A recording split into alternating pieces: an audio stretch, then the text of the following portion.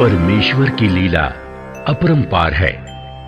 वो जब चाहे, जहां चाहे, कहीं भी, कभी भी, किसी भी रूप में प्रकट हो सकता है।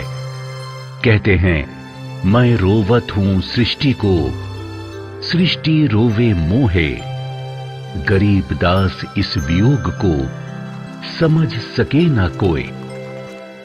परमेश्वर चारों युगों में प्रकट होते हैं। सतयुग में सत सुकृत नाम से, त्रेता में मुनीन्द्र नाम से, द्वापर में करुणामय नाम से और कलयुग में अपने वास्तविक कबीर नाम से आते हैं। उनका पृथ्वी पर आने का उद्देश्य जीव आत्माओं को तत्व ज्ञान से परिचित करवाने और उनका मोक्ष करने का होता है। इसी उद्देश्य से प्रत्येक युग में वो परम अक्षर पुरुष अपने सतलोक को छोड़कर इस मृत लोक में आकर अपने तत्व ज्ञान का प्रचार करते हैं। आज से लगभग 600 वर्ष पूर्व भारत, जिसे जम्बू द्वीप भी कहा जाता है, इसके उत्तर प्रदेश राज्य के काशी नगर में सन 1398 में शिशु रूप में लहरताला नामक तालाब में कमल के फूल पर सह शरीर सतलोक से आकर प्रकट हुए और 120 वर्ष लीला करके अपनी इच्छा से सह शरीर ही अपने निज लोक सतलोक चले गए। इस दौरान उन्होंने बहुत से चमत्कार किए, बहुत से लोगों का दुख दूर करके उन्हें सुखी जीवन प्रदान किया। उन्होंने अपने तत्व ज्ञान को लोकोक्तियों, साखियों, कविताओं व दोहों के माध्यम से लोगों तक पहुंचाया। वे शास्त्र अनुकूल ज्ञान दिया करते थे, जिसे सुनकर बहुत से लोग उनकी शरण ग्रहण करने लगे। लोगों को लाभ होने लगा, जिस कारण से अन्य ब्राह्मणों, ऋषियों, पंडितों, काजी व मुल्लाओं के पास लोग कम जाने लगे, मानो जैसे उनकी दुकानें बंद होने लगी। काजियों, मुल्लाओं व पंडितों और ब्राह्मणों ने ईर्ष्यावश होकर अपने अपने तरीके से कबीर परमेश्वर का विरोध करना शुरू कर दिया। ज्ञान चर्चा में जब नहीं हरा पाए तो हिंसा पर उतर आए।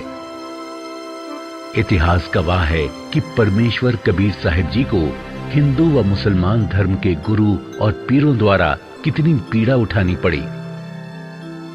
उनके जीवन काल में दुष्ट लोगों ने उनका पुरजोर विरोध किया और नकली गुरु पीरों के झांसे में आकर परमेश्वर कबीर जी पर 52 बार जुल्म ढाए। उनको मारने की कोशिश की गई और उन्हीं में से एक कोशिश थी कबीर परमेश्वर जी को खूनी हाथी से मरवाने की।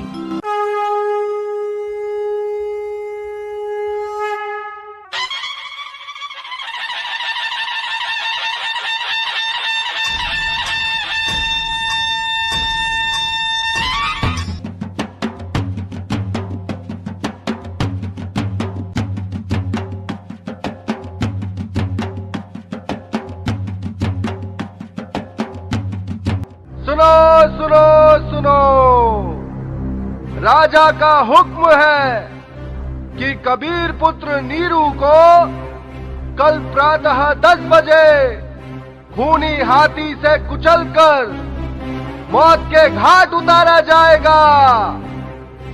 इसीलिए सभी नगर निवासी सजा देखने दंडित गृह पहुंच जाए। सुनो सुनो सुनो। हाँ, राजा ने बिल्कुल सही किया। अब की बार वो नहीं बच पाएगा। हर बार बच जाता है, पता नहीं क्या जादू मंत्र जानता है। अरे राजा के पास बहुत खतरनाक हाथी है, उसे तुरंत कुचलकर मार देगा। हाँ हाँ, सही कह रहे हो। देखते हैं कल क्या होता है।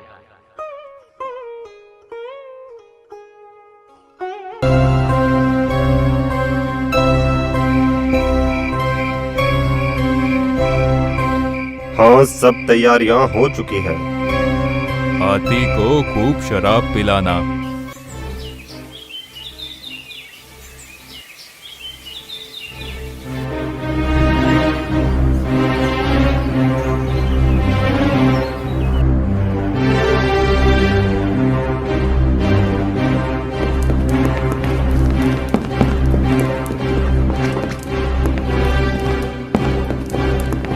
अच्छे से बांधना इस काफिर को, कहीं भाग ना जाए। आज तो इसका खेल खत्म करके ही छोड़ूंगा। अरे पिलवान, शराब और पिला दो इसको, ताकि ये इस काफिर का जल्द ही काम तमाम कर दे। आज तो कबीर निश्चित ही मारा जाएगा। हाँ हाँ, आज ये जुलाहा नहीं बच पाएगा। अरे खूनी हाथी इसे तुरंत मार देगा। हाँ हाँ, वो देखो, आज तो पीलवान हाथी को शराब भी पिला रहा है। अब तो उसका बिल्कुल काम तमाम हो जाएगा। हाँ,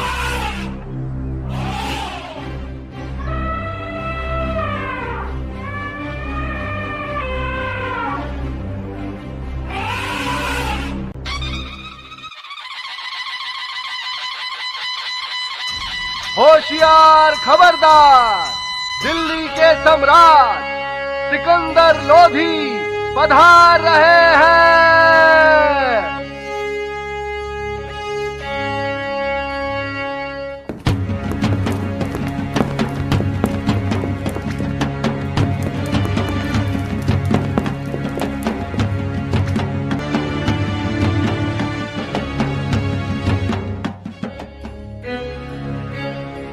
महाराज सिकंदर लोधी की जय, महाराज सिकंदर लोधी की जय, महाराज सिकंदर लोधी की जय, दिल्ली के सम्राट सिकंदर लोधी की जय हो।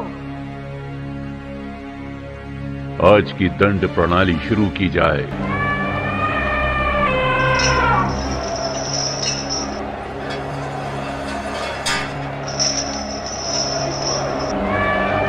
मारो मारो मारो मारो मारो मारो मारो मारो।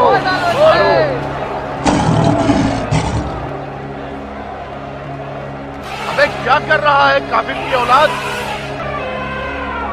हाँ हाँ, ले जाकर दोबारा कुचलवा दे इसको। मारो मारो मारो मारो मारो मारो।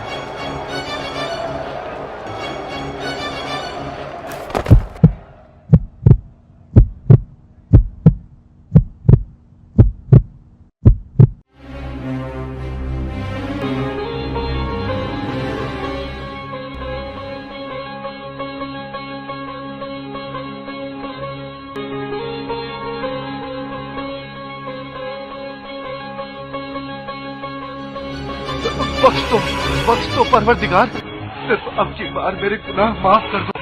आप ही अल्लाह हैं, मुझे बख्श दो। मेरे से भारी भूल हो गई है कि मैं आपको पहचान न सका। आप स्वयं अल्लाह पृथ्वी पर आए, मुझे बख्श दो, मुझे बख्श दो।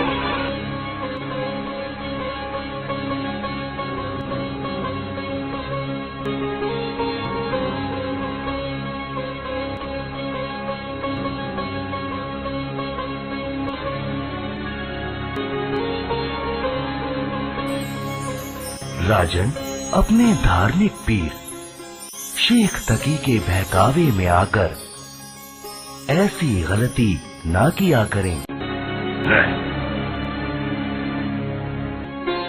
मैं सतलोक से तुम्हारे लिए ही तो आया हूँ।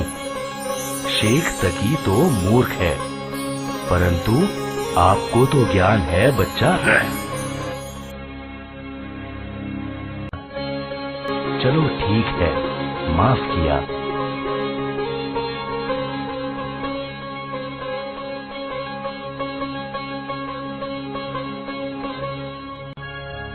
इस तरह शेखत्की ने अन्य कबीर जी के विरोधियों के साथ मिलकर उन्हें हाथी से मरवाने की भी एक नाकाम कोशिश की, लेकिन मारे नहीं मरे कबीर, सब प्रयत्न व्यर्थ रहा। ये अनमोल ज्ञान जगत गुरु तत्वदर्शी संत रामपाल जी महाराज के सत्संगों का अंश मात्र है। संपूर्ण आध्यात्मिक ज्ञान के लिए सुनिए संत रामपाल जी महाराज के मंगल प्रवचन। आप संत रामपाल जी महाराज जी के मंगल प्रवचन संत रामपाल जी महाराज एप्लीकेशन पर भी सुन सकते हैं तथा उनके द्वारा लिखी पुस्तकें भी डाउनलोड कर सकते हैं।